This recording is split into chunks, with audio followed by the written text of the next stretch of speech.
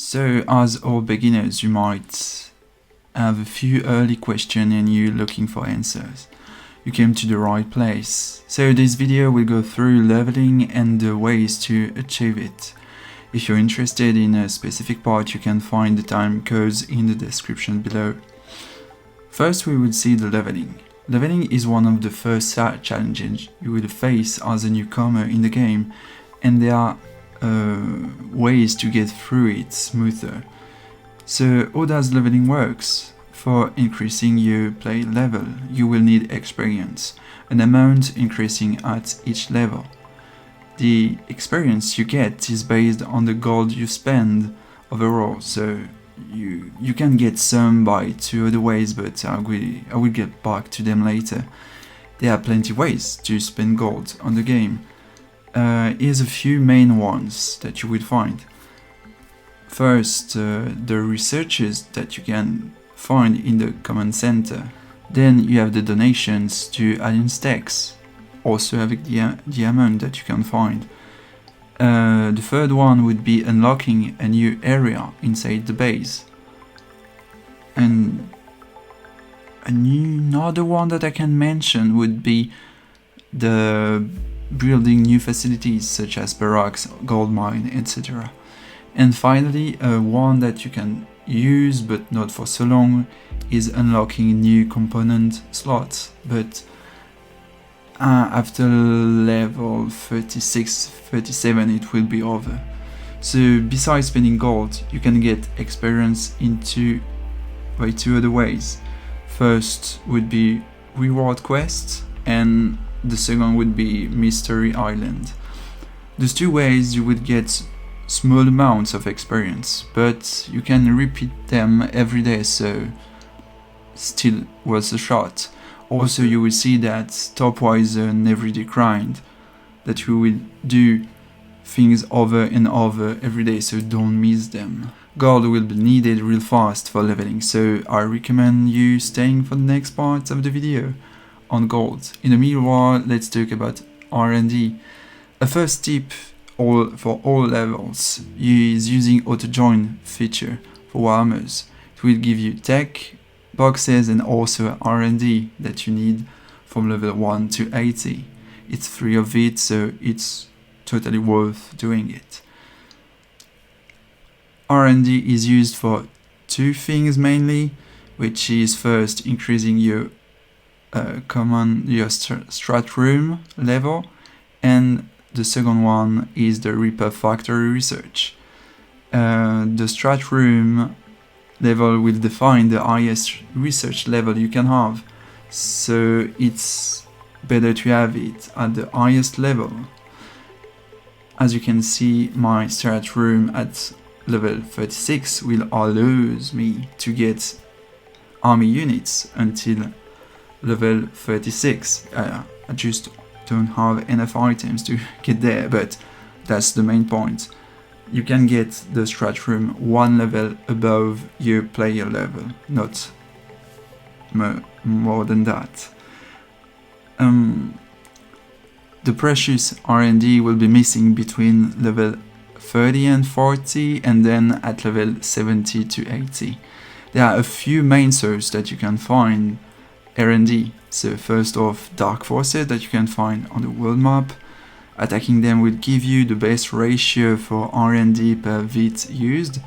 However, you can also go for Warhammers by joining them and also starting them.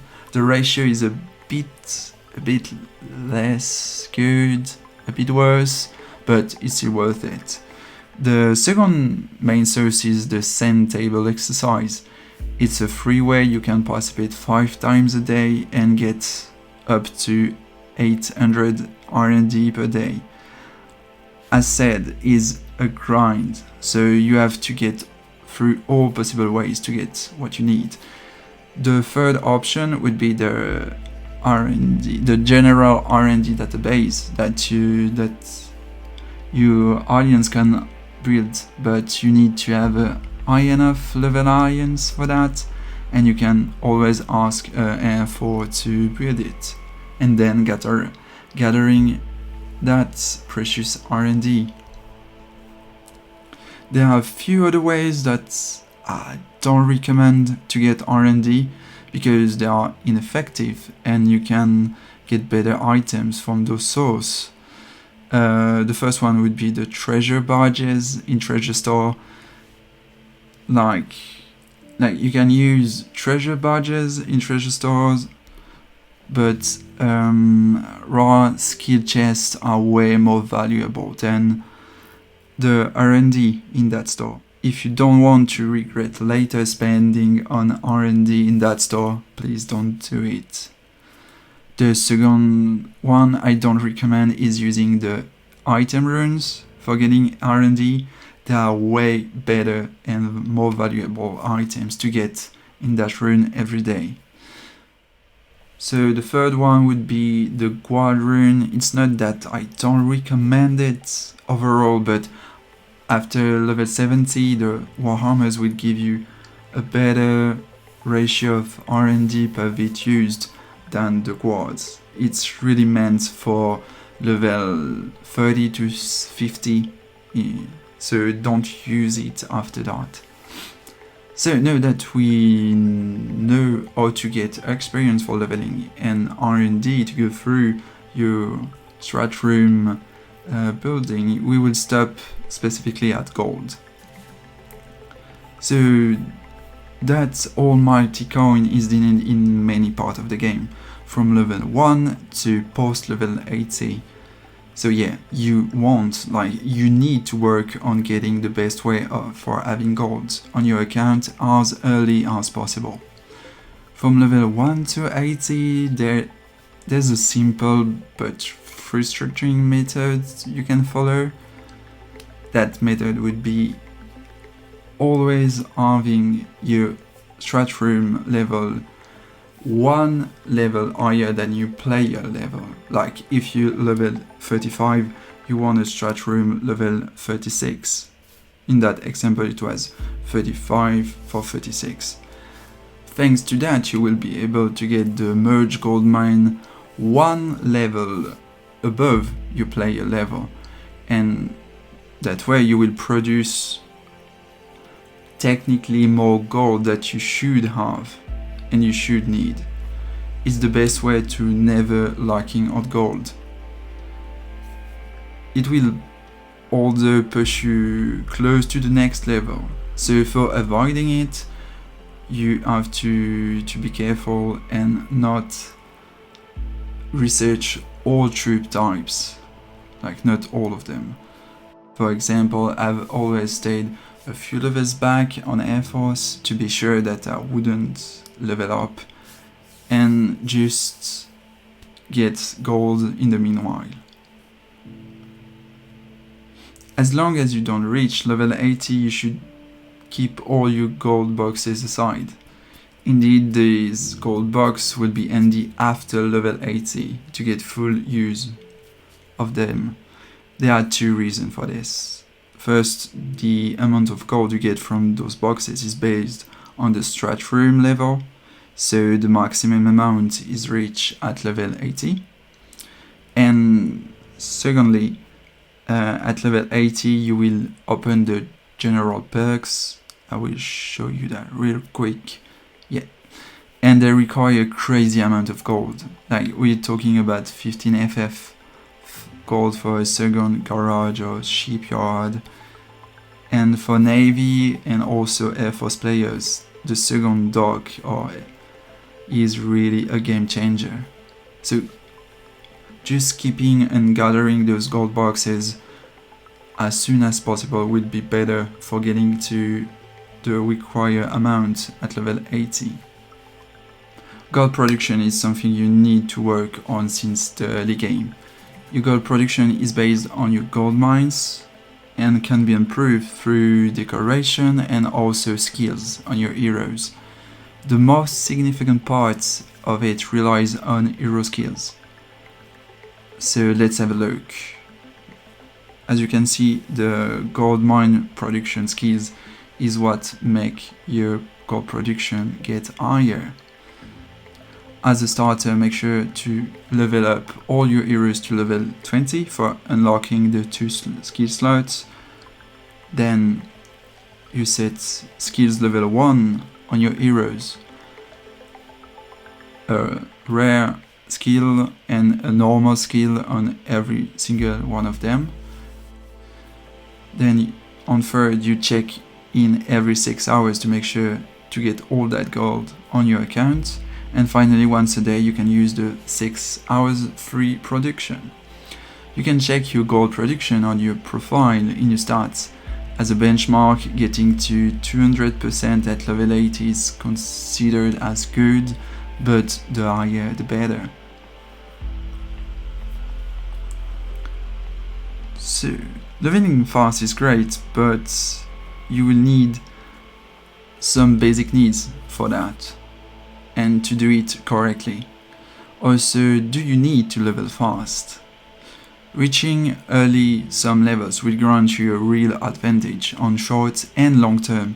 In general, leveling up to 80 right away won't give you a huge benefit besides getting top places on arms race leaderboard and getting easy free gems. But we will review the main steps of your leveling. At level 20 you have the reward quest. So with reward quest, as we saw, you will unlock a new way to get experience. Also, it will be a tool for later game to get you class material that you will highly need. At level 32 you will unlock the island battle. As reward quest, island battles grants you experience daily and also island points for getting a few items like refugee letters and hero chart. Refugee letters will be used to get normal and rare skills for free. Then at level 45 you unlock the profession and you will get a new building on your island, the command center. Your profession will be one of the 2 steps of a long grind on your account. Completing your profession and then your class will require 1 to 3 years, so it's better to start as early as possible. Also, you should start gathering food and oil before level 45, as you will need those 2 resources for the different profession researches. As you can see, all your researchers will require oil, food and class items. It could be nameplates or gears, depending on your profession. Finally, the last stage would be level 65 with equipments.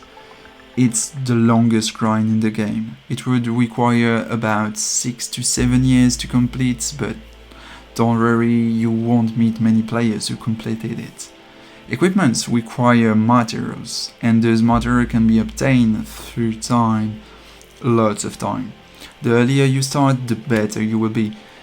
Those equipments will grant you buffs on your units, such as attack, health, hit, critical damages, dodge buff. So it will be required for the game in general, even if it's a player versus environment or players versus player. You will need those equipments. And the more you will be advanced, the better advantage you will get on other players. After level 65 there's not much to speed up for, only Oninium at level 68 that you can find the dimensional mine, and Ondinium can be used for unlocking and training new units at level 80 in another building you will get, which is the super weapon lab. But you better have a solid account or it will be a huge waste. I wouldn't recommend prioritizing rushing those units, but getting to that level 65 threshold is worth it. After that you can slow down and focus on what makes your account stronger, which are components and heroes. So in next beginner's guide you will see those components, heroes and gems in details. If you're interested, please come back when it will be online. If you have any question, drop it in the comment section. I will do my best to answer it. And yeah, thanks. Have a nice one.